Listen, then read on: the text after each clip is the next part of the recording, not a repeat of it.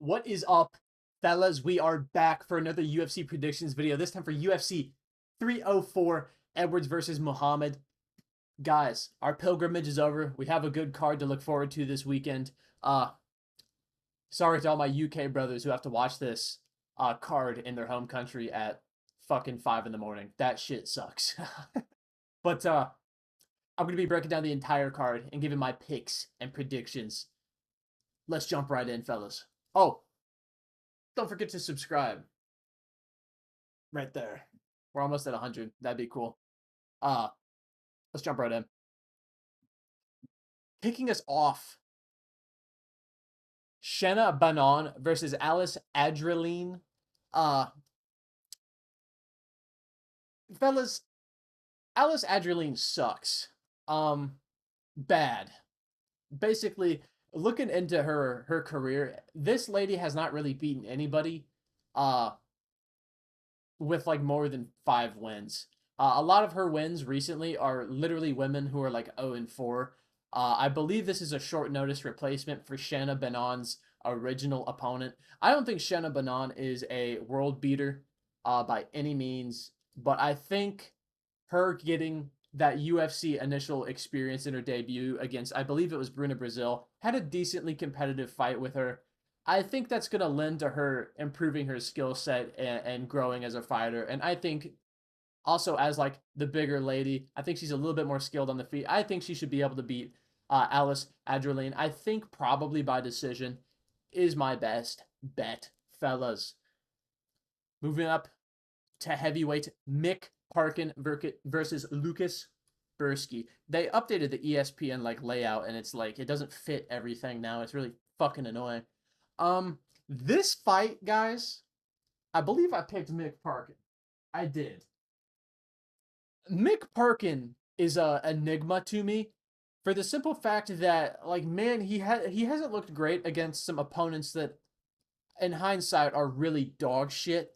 Like, he had a pretty close fight with Muhammad Usman, and if you watched last week's train wreck of a card, Muhammad Usman apparently is horrified of being in a striking engagement with another human being. Uh so having a close fight with him kind of scares me a little bit. And Lucas Bursky's coming off of the best win of his career, beating Walter Walker, which I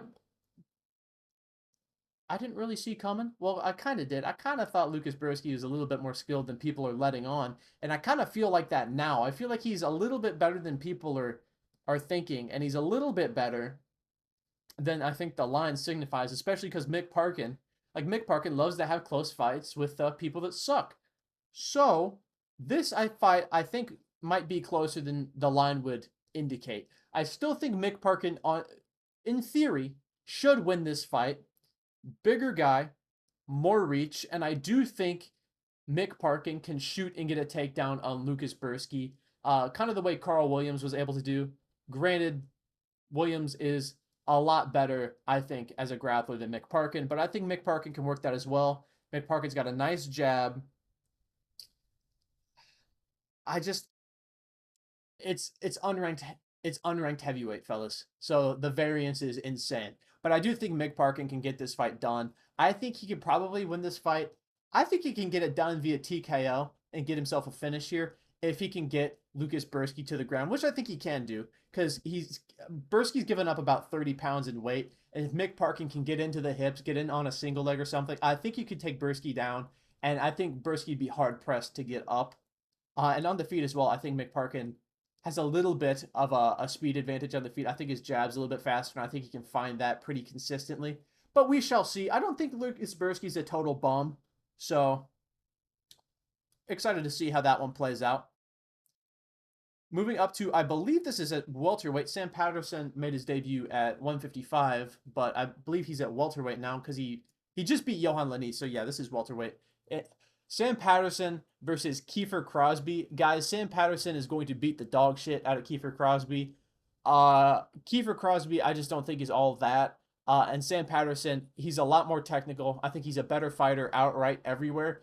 Bit chinny, but that was at 155 fighting Yanal Ashmuz. So, I think the extra weight helps him out a little bit. And I think he's already gotten those jitters out because he did come back at 170 against Johan Linnes. Big power puncher, dangerous guy. I was worried for Sam Patterson because I thought that was a pretty unfortunate matchup to get after just getting chinned to come back against a guy with really heavy hands like Johan. But I believe he got the sub on Johan Linnes. Uh, I think it was in the first round as well. Pretty impressive. And I don't think Kiefer Crosby offers the same level of danger as a guy like Johan Linnes. His output's decent, but I just think Sam Patterson's way more technical, and the size is just out fucking outrageous. He's 4 inches taller. He has 8 inches of reach. I think he's faster. I think he's way more technical. I think Sam Patterson will get Kiefer Crosby out of there. I think he could do it by TKO or submission, honestly. I think Kiefer Crosby's there to be hit. And if Sam Patterson wants to, I think he could take him down and submit him as well. I think Sam Patterson should fairly easily win this fight. I would be shocked if he did not, honestly. Moving up to flyweight, Muhammad Mokaev versus Manel Kape. Now, guys, I've done some witchcraft here, okay? Let me explain.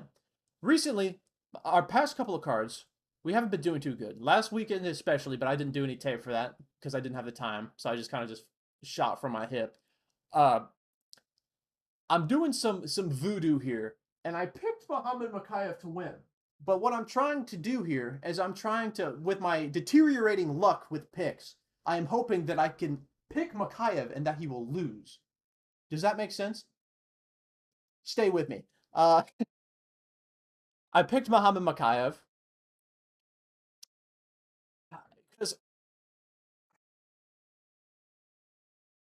I think he can take Manel Kape down, and I think he can submit Manel Kape. I think it's possible, but I also think Manel Kape could beat the absolute dog shit out of Muhammad Mokaev, which is what I'm kind of hoping for. I'm just so torn on this fight because I want Kape to win just for the movement of the flyweight division. I would rather Kape be a perennial top contender than Mokaev, just style wise. You understand? Muhammad Mokaev, striking, not his strong suit. Going for 28 takedowns is his strong suit. I think he can get Manel Kape down. I think he can submit it. Manel Kape has been submitted before. Yes, it was by Horiguchi. Doesn't matter. And he also got subbed by some guy who's like 1-5, but that was like a millennia ago. He is susceptible to the sub, and I think he is susceptible to a pace as well. So I'm going with Muhammad Mokaev because he's definitely going to sub Manel Kape and not get chinned. There's no way Manel Kape loses, or Manel Kape. What the fuck was I talking about? Oh my god, I'm so scatterbrained. Muhammad Mokaev. There's no way Muhammad Mokaev loses this fight. I'm winking at the camera. There's no way he can lose this, right? He's going to go out there and dominate Manel Kape, right?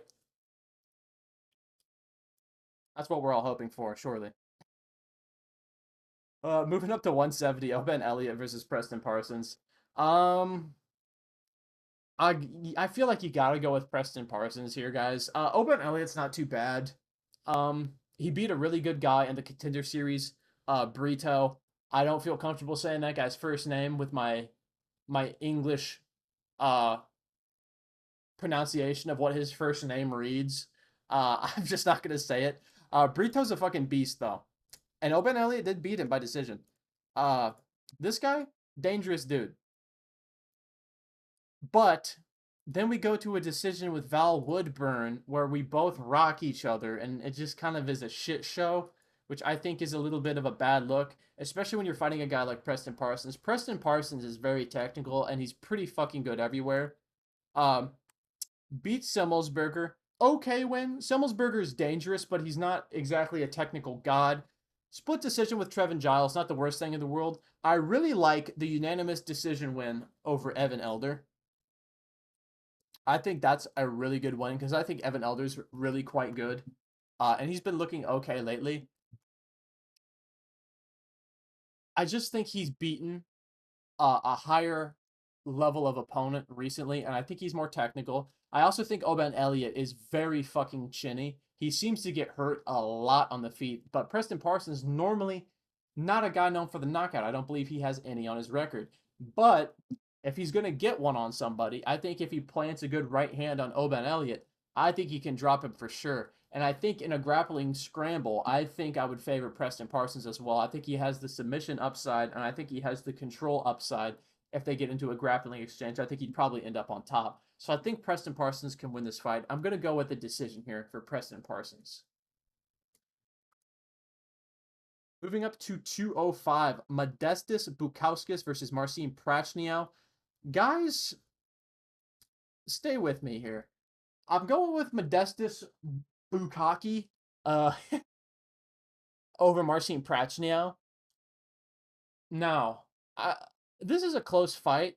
I think the line is honestly, I would see these guys as basically evens, but the line's close enough as is. I've seen a lot of people online and on Twitter taking Marcin Prachnio. I just don't necessarily. I can't get there personally. Marcin Prachnio is decent. He's very deceptively quick. He's got good leg kicks. He's got good body kicks. He's got good head kicks. His hands, not so good. And I think that's going to be uh, the largest factor here. Marcin Prachnio is okay with the hands, but a lot of the times he can gas out a little bit. And he keeps his hands a little bit lower than he should in moments. And I think Modestas Bukauskas is a guy. He's pretty disciplined a lot of the time.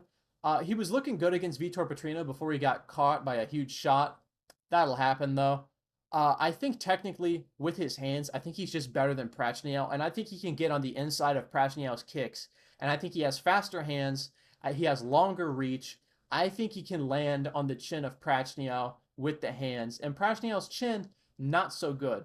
Neither is Bukauskas's, but I'm just going to go with the young guy. I think he's a little bit more motivated. He's bigger. He's longer. I think he's a little bit faster. I think the stance switch could have Prachnio a little bit hesitant to throw some of his offense. So I'm going to go with Modestas Bukauskas here. I think this is a close fight. I really do. But I think Bukauskas can edge out a decision here. Probably 29-28. We'll see, though. This is an interesting fight. I'm kind of torn on that one. Oh, come on. Moving up to bantamweight, Jake Hadley versus Colin Loughran. Short notice replacement, Jake Hadley. I think that this is a tough one for Mr. Hadley. Just because the yeah, I did. Okay. I'm going with Colin Loughran because he's been ready for a fight. He's had a full camp. And my biggest thing in this fight, technically Jake Hadley's the bigger guy. He's taller, has a little bit more reach.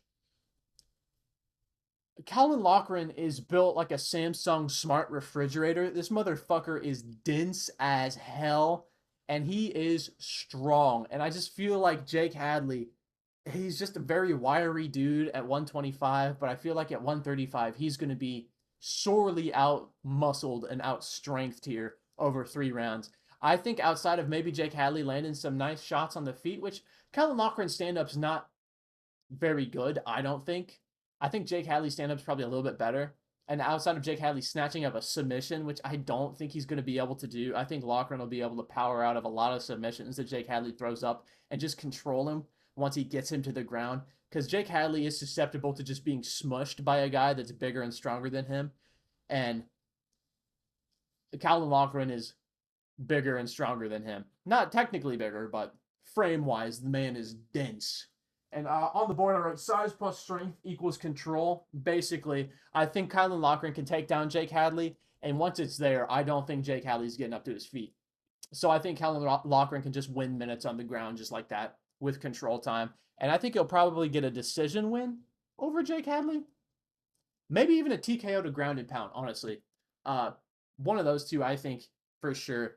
Jake Hadley's a good fighter, though. I just think this is an unfortunate matchup to be fighting such a physical guy up a weight class on short notice. But we'll see, though. Jake Hadley is game. Oh, moving up to women's strawweight. Molly McCann versus Bruna Brazil. Guys, this is a pretty open and shut case as far as I'm concerned. Molly McCann should beat Bruna Brazil. I don't think Bruna Brazil's all that good. Very bad on the back foot. And Molly McCann her striking's actually good. and she knocks people out. And I think her being at strawweight benefits her. I don't think she's going to get muscled around as much. I don't think Bruna Brazil's going to muscle her around. And I think the power differential, I think McCann's just going to hit outright harder than Bruna Brazil. I think in striking exchanges, I think McCann will land better shots that'll affect Bruna Brazil more than vice versa, basically. Her output's higher. I don't think Bruna Brazil is going to opt for a takedown and try and get a submission or anything, and I don't think she could if she wanted to. I think McCann could, though. I think McCann could take down Bruna Brazil. I really do. But I don't think she'll need to. I think she can get inside of Brazil's kicks on the feet and just land big shots. Maybe a spinning elbow or two. Who knows? I just think she's the better striker overall. I think she hits harder. Um, and I think she can win this fight. I think she can probably win this fight. Honestly, Bruna Brazil's been TKO before. She's very skittish on the back foot. Sometimes she doesn't circle super well. Sometimes she just backs straight up into the cage and just stands there. And if you do that against McCann, I think you can get actually knocked out. I think I'm going to go with a Molly McCann TKO. We'll see. And before Molly McCann gets fucking meme head kicked by Bruna Brazil or something like that. That'd be tragic. Moving up to featherweight, Nathaniel Wood versus Daniel Pineda. This fight is a little bit interesting to me. They have Nathaniel Wood here as lined as a minus 450, which I think is a bit insane. Like, I think Nathaniel Wood, technique for technique, is light years ahead of Daniel Pineda basically everywhere. He's very responsible defensively a lot of the time. He's very fast. His striking's very clean. Defensively, his grappling, not too shabby. Offensively, not too shabby. I think Nathaniel Wood is good at featherweight. My only thing that gives me pause with Nathaniel Wood is the fact that I have seen his chin constantly let him down at points and him get dropped badly in a lot of his fights at featherweight. So it's a little bit scary because Pineda does have bricklayer hands. You know what I'm saying? But outside of that, outside of the variance of Daniel Pineda just landing a fucking bomb on Nathaniel Wood and dropping him, I just think Nathaniel Wood is good enough to just outstrike Daniel Pineda for 3 rounds outright. If he keeps himself defensively responsible, I don't see a way he can lose this fight to Daniel Pineda. But they're not always defensively responsible, and Nathaniel Wood can be cracked, and his chin's not so good. His recovery is pretty good, but I think Pineda, if he cracks Nathaniel Wood with a good counter shot, that might be bad. But I'm going to go with Nathaniel Wood here. I think he can win a pretty good decision over Daniel Pineda. Maybe a 29-28. Maybe he gets into some trouble, gets caught with something. But I trust in him to win this fight. Moving up to the main card at featherweight, Arnold Allen versus Giga Chikadze. This is a sick fight, guys, to open up the main card. I'm really looking forward to this one. I'm going with Arnold Allen here. They have him as a minus 260 favorite. I think this fight's a little bit closer than that line would indicate because I think a lot of this fight largely will play out on the feet. And Giga Chikadze, for what it's worth, that man can kickbox, and he is the bigger guy here with 4 inches of reach, and he is a guy with prolific kicking ability. He has great body kicks, great low kicks, great high kicks, but I think there's some intangibles here with Arnold Allen. I think Arnold Allen is a guy who can game plan pretty well and strategizes pretty well against his opponents. And this is a guy, Arnold Allen, who had a pretty competitive fight with Max Holloway, which I think lends to his skill level a little bit. I think Arnold Allen can get scrappy on the feet when he needs to. I think he can, once again, crowd the kicker and get in there with the hands. Giga has good hands, but they're not nearly as good as his kicks. And I think Arnold Allen can force a clinch with Giga and turn that clinch up against the cage, maybe into a shot, into a takedown, into a single. And I think that's where Arnold Allen can win this fight. I think he can mix it up well enough. I think he can crowd Giga up against the cage. I think, hand for hand, I think these guys are pretty even. But I think the intangibles of Arnold Allen going for a clinch, going for a single leg, going for a double leg, I think will kind of stifle Giga's kicking ability a little bit and make him second guess a little bit. And I think that would lend to Arnold Allen here getting himself, I think, a decision win over Giga Chikadze. Obviously, there's a lot of danger fighting Giga. Very dangerous guy, dangerous finisher. And Arnold Allen can be caught. And his chin's not so good. Giga's chin, from what I've seen, is pretty fucking good. The licking he took against Cater, it made no sense. So I don't think Allen's going to finish him with KO or anything. I think Allen's best path here is a composed fight to a decision and mixing up his skill set, which I think he can and will do. But we'll see though. They might just fucking windmill shots for 15 minutes. Uh, who knows? But yeah, Arnold Allen decision. Gonna be a close fight though, I think. Oh dear. Moving up to middleweight. Christian Leroy Duncan versus Gregory Rodriguez. This fight has had me torn for a little while, but I've decided to go with the underdog in G Rod, Gregory Rodriguez, for basically one reason. I wrote Rodriguez with 3 question marks, and I said must grapple, and that's how I think he wins this fight. Um, we need the Gregory Rodriguez who just goes out there and he's like, "Fuck this," and he just shoots a power double. My thing is, Chris on the feet. Christian Leroy Duncan, I think, is a much more technical striker than Gregory Rodriguez. I think he's a much faster striker. He's much trickier. A lot of feints with Christian Leroy Duncan. He's a very good striker. His grappling game, not so good. I think if Gregory Rodriguez takes down Duncan, I think that's curtains. I really do. Because Gregory Rodriguez, nasty ground and pound, nasty submissions. This guy was predominantly a grappler, believe it or not, before, the UFC. He was a guy who was a grappler. He has the takedown. He has the submissions. He can win this fight easily, I think, if he does this. I don't think Duncan's takedown defense is bad per se, but when you're dealing with somebody who is as physical and as strong as Gregory Rodriguez, I think that decent takedown defense, I don't know if it's going to be enough. But the way Christian Leroy Duncan can win, and this is why I said I've been torn on this fight, speed, his timing is really good on guys coming in on him. And Gregory Rodriguez is a bit chinny at times. He can be hurt pretty bad. So it's a little bit scary. But I also think on the feet, I don't think Gregory Rodriguez is a fish because he will back up Christian Leroy Duncan to the cage. Duncan will respect the fact that this man is fucking like 500 pounds just throwing absolute piss missiles at his head. And he will back up towards the cage. And in exchanges like that, I think Gregory Rodriguez can also land some effective shots. And I'm not sure Christian Duncan in his career has been hit by a guy who carries that power like Gregory Rodriguez. But I don't think that's G-Rod's path to victory. I think he can use his striking to set up a shot up against the cage, get Duncan to the ground, and then work his ground and pound, his submission game, or just control Duncan for 3 rounds. And I think if Armen Petrosian can beat Christian Leroy Duncan, I think Gregory Rodriguez can too. But I think it's sketchy. We'll see. This is an awesome fight. I'm really excited for this one. This card is sick. Moving up to lightweight.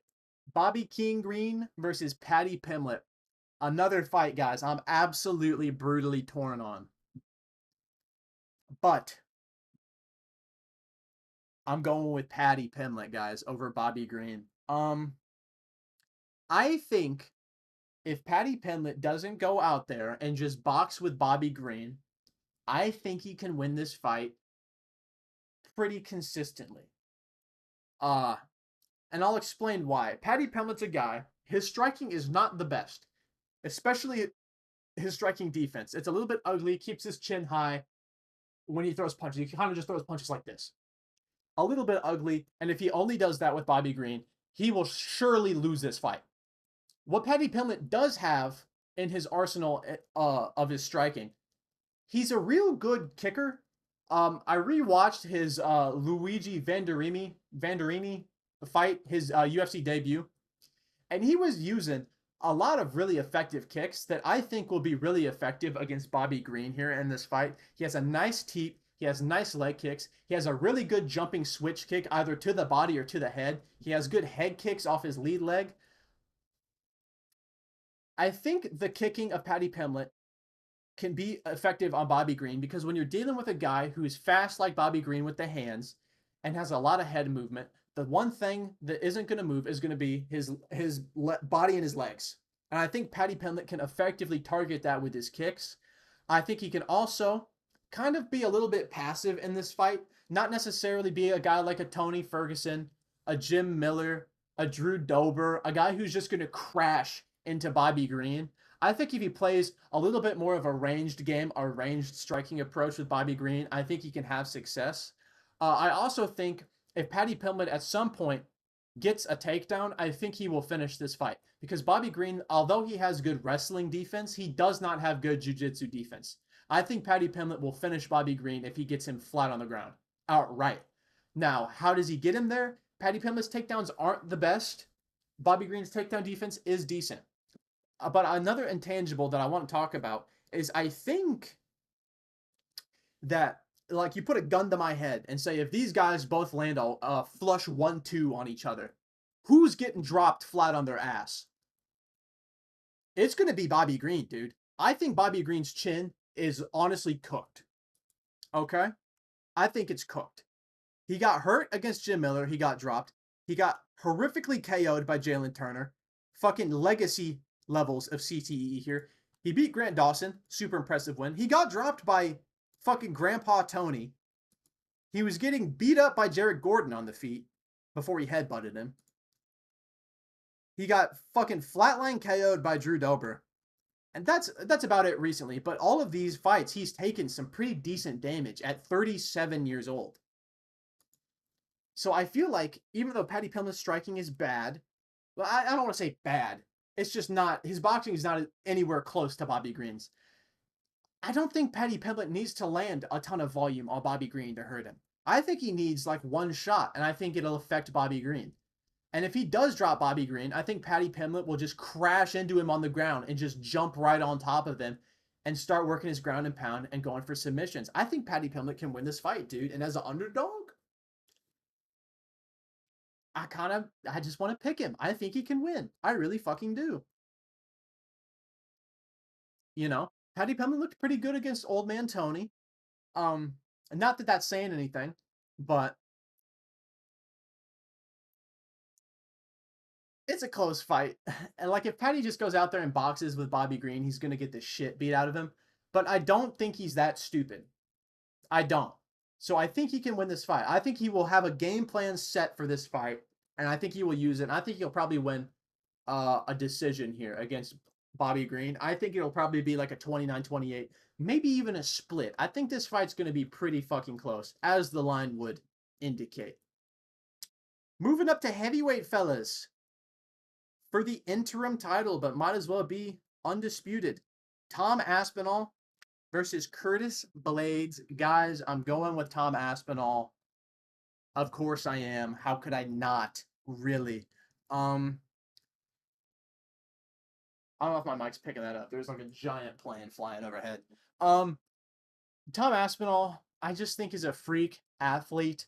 Very fast, very powerful, very good and well disciplined in his striking and in his grappling. He's got really good timing on his takedowns and really good timing on the feet. The only way I see Curtis Blades winning his fight is I think landing a counter shot on Tom Aspinall, because the one weakness of Tom Aspinall that I've noticed in his fights is that he does keep his chin just a little bit high in exchanges.